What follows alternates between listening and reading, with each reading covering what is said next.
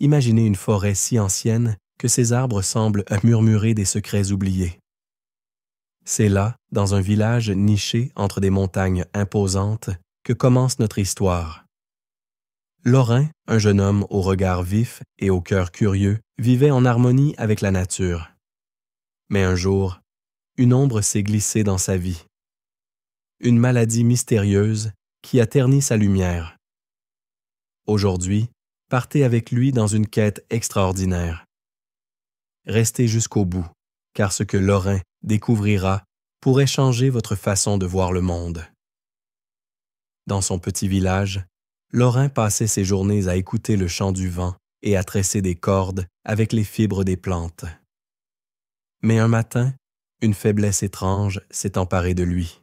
Sa peau, autrefois dorée par le soleil, devenait pâle comme la lune.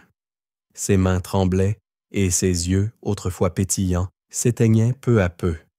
Les herbes du village, les chants des anciens, rien n'y faisait. Les sages, drapés dans leurs robes couleur terre, se sont réunis sous un chêne millénaire. Après un long silence, ils ont parlé d'un ermite légendaire, Maître Vaël, gardien de savoirs perdus. Mais le trouver? Une énigme aussi vaste que la forêt elle-même. Avec un courage né du désespoir, Lorrain a dit adieu à sa famille. Sa sœur lui a glissé un bracelet tressé, sa mère un sachet d'herbes sèches. Dans son sac, une gourde, une miche de pain et une carte usée, à peine lisible.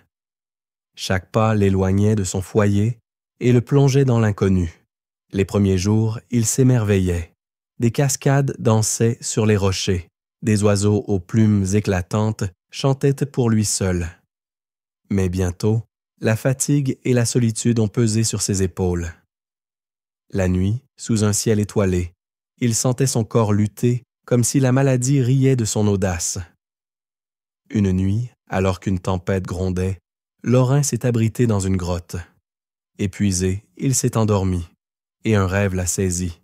Un serpent ailé, scintillant comme un feu vivant, a glissé vers lui depuis les nuages.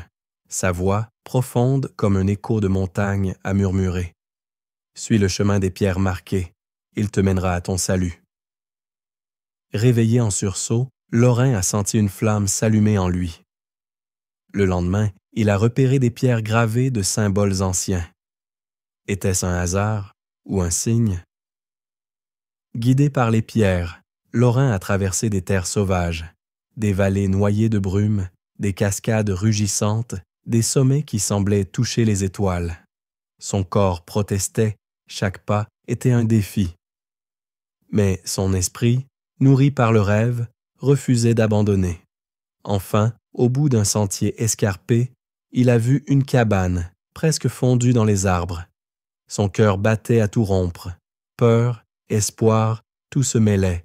Il a avancé, prêt à frapper, et la porte s'est ouverte seule. Un homme se tenait là. Ses cheveux blancs coulaient comme une rivière gelée. Ses yeux perçaient l'âme.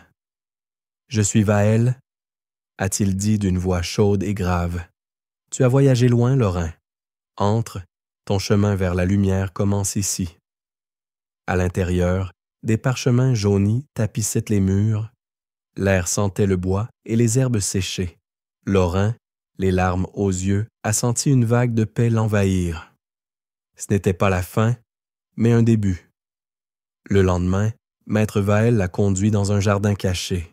« Ton corps est un feu, » a-t-il dit, et le souffle est son carburant. Il a appris à Lorrain à respirer, lentement, profondément, comme si chaque inspiration était une vague nettoyant son être. « Laisse l'air danser en toi », murmurait Vaël. À chaque souffle, Lorrain sentait la maladie reculer, son esprit s'éclaircir. La nuit, il s'est endormi, rêvant de plaines infinies, un sourire aux lèvres. Ce n'était que le début pour Lorrain. Avec Maître Vaël, il découvrirait des secrets plus profonds encore. Mais une question reste. Et vous, si un souffle pouvait changer votre vie, l'écouteriez-vous? Dites-moi dans les commentaires ce que cette histoire vous inspire. Abonnez-vous à Histoire et Sagesse pour suivre la suite de ce voyage. À bientôt pour d'autres échos de vérité.